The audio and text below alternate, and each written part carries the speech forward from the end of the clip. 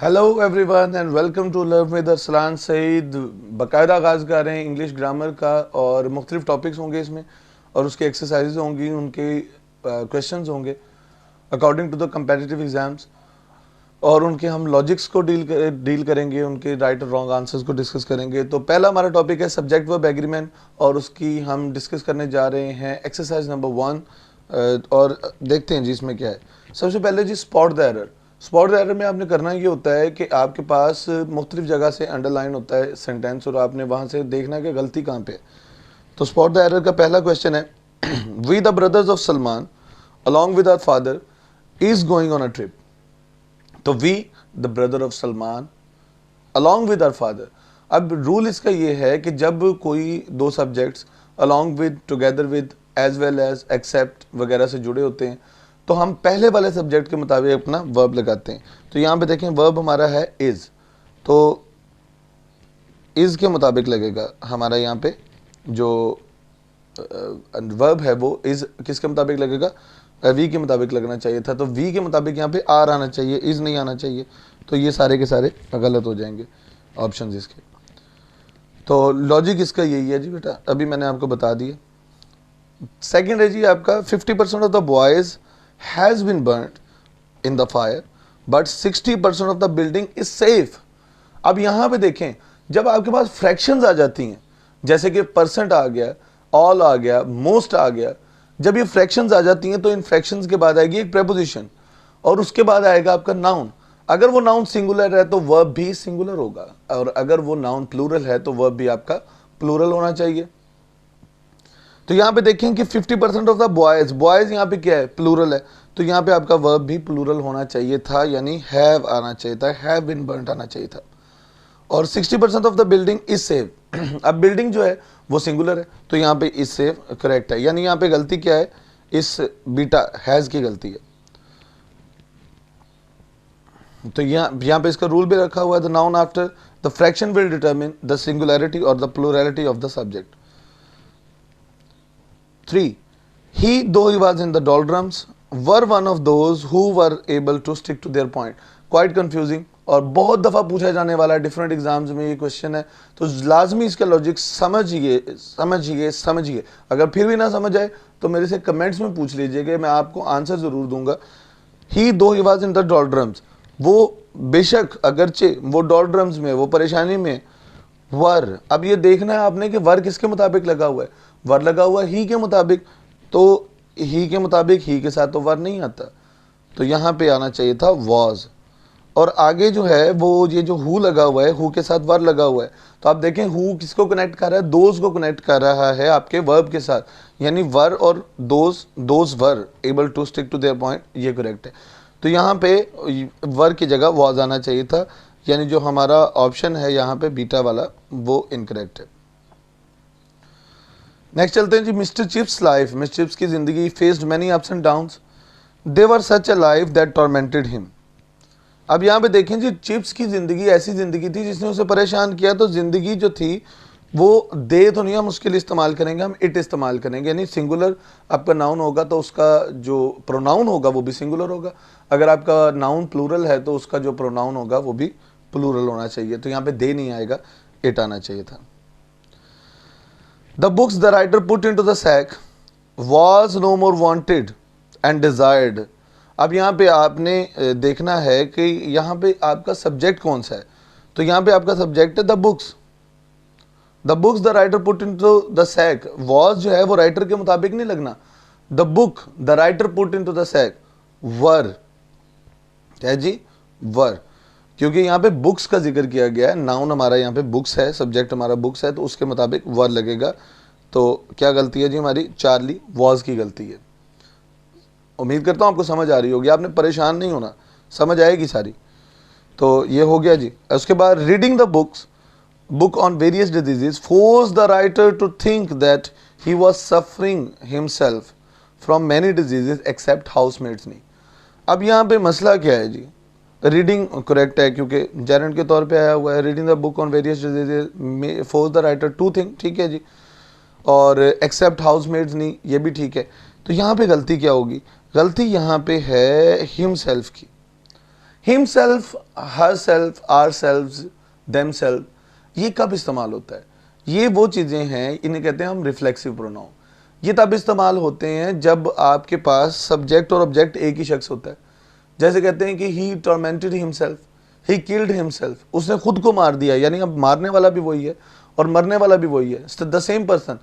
तो इसलिए वहाँ पे हम करते हैं रिफ्लेक्सिव प्रोनाउन इस्तेमाल। लेकिन यहाँ पे ऐसा कोई चक्कर है ही नहीं, तो फिर जब है ही नहीं तो रिफ्लेक्सिव प्रोनाउन लगेगा ही नहीं। तो जब लगेगा नहीं तो ये गलत हो जाएगा।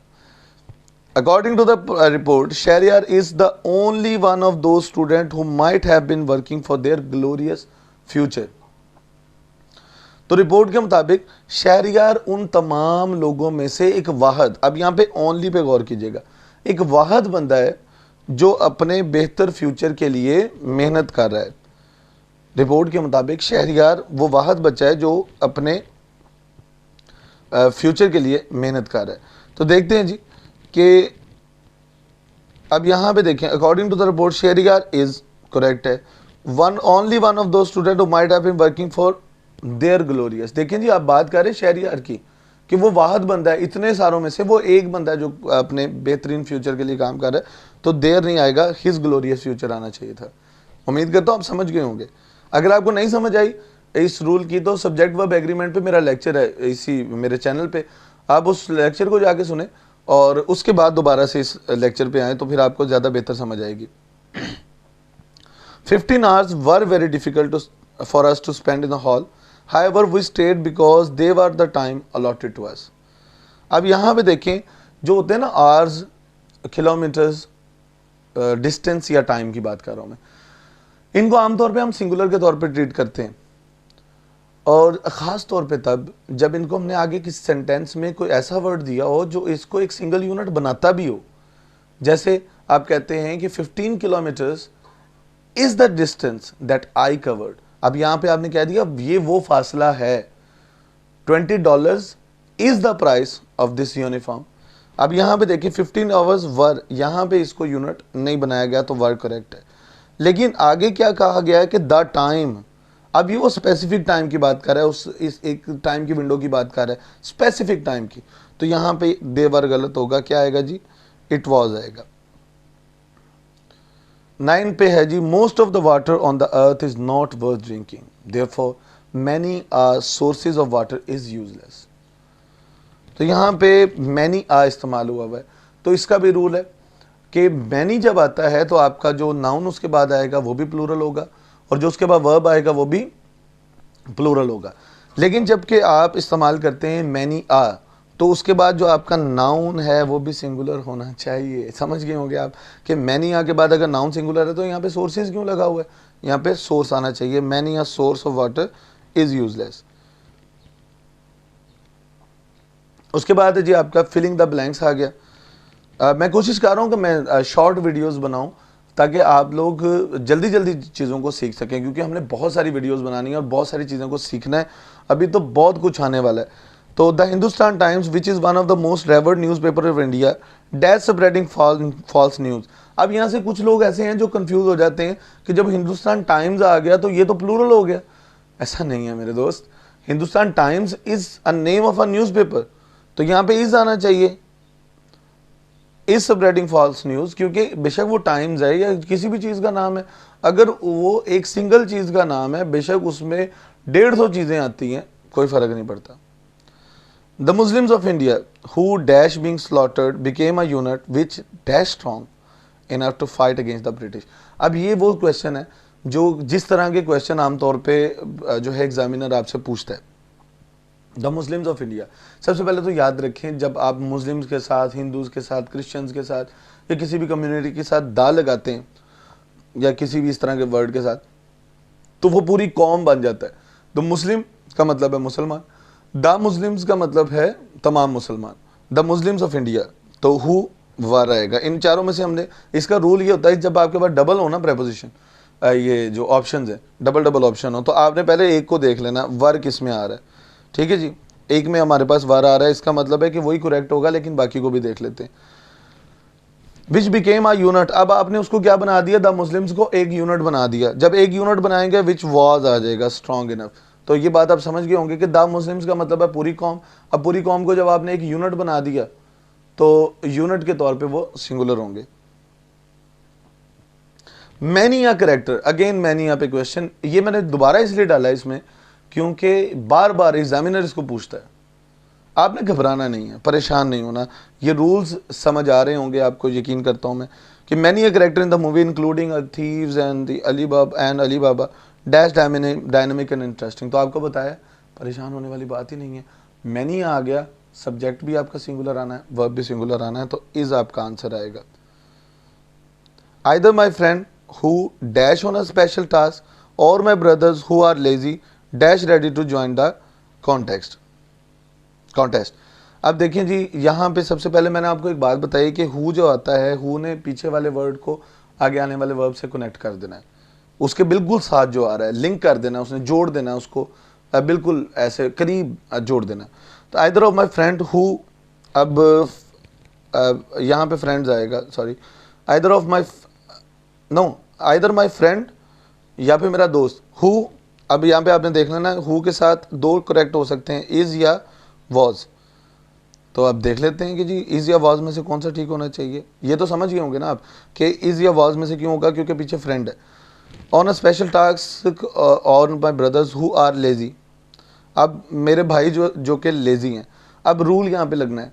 रूल क्या लगना है कि जी आइदर और, neither nor, not only but also and और। ये जो चार ऐसी ये कंजंक्शंस हैं, तीन इनमें से कोरिलेटिव कंजंक्शन है, नाइदर नॉर, नाइदर और, इधर और नॉट ओनली बट आल्सो। इनके साथ हमेशा दो सब्जेक्ट्स लगते हैं, जैसे आइदर माई फादर और my mother, neither the boys nor the teacher. तो आपने जो नियरेस्ट होगा, वर्ब के नियर होगा, जो वर्ब के करीब होगा, जो सब्जेक्ट, उसके मुताबिक अपना वर्ब लगाना है। तो यहाँ पे देखें, यहाँ पे वर्ब है तो वर्ब के करीब माई ब्रदर्स है, तो माई ब्रदर्स के साथ प्लूरल आना चाहिए, तो आर आएगा, तो इज आर वाला करेक्ट होगा आपका। Neither of the two brothers dash submitted dash fees. अब neither, either, none, each, every, no one, someone, nobody, anybody, ये होते हैं जी इनडेफिनेट प्रोनाउंस, और इनको हम सिंगुलरली ट्रीट करते हैं। नीदर ऑफ माई ब्रदर्स, अब इसका ट्रांसलेशन हम करके देख लेते हैं। नीदर ऑफ माई ब्रदर्स का मतलब है मेरे भाइयों में से एक ने भी नहीं। Neither of my two brother, मेरे दोनों भाइयों में से एक ने भी नहीं ये काम किया है नहीं है। तो neither of my two brothers, यहाँ पे देख लेते हैं जी सिंगुलर कौन कौन से। एक तो यहाँ पे हैड आ सकता है और हैज़ आ सकता है, हैव तो दोनों में नहीं आ सकता। तो ये चीज़ आपने सीखनी है कि एलिमिनेट करना है। जो आपको लग रहा है कि नहीं है, जो आपको पता चल गया शॉर्ट है कि नहीं है, ये इसका आंसर नहीं हो सकता, उसको एलिमिनेट कर दे, बाकियों पे खेलें। तो हैज़ और हैव आपके आ गया आपके पास, हैज़ और हैड। तो यहाँ पे देखें कि अगर यहाँ पे आपने इसको सिंगुलरली ट्रीट किया तो इसका प्रोनाउन भी सिंगुलर आना चाहिए, तो हिज वाला करेक्ट होगा, ये वाला गलत हो जाएगा। तो आपका करेक्ट ऑप्शन है बीटा, neither is use as singular. और इसके साथ भी जो वर्ड्स मैंने आपको बताए हैं उनको भी याद रखिएगा।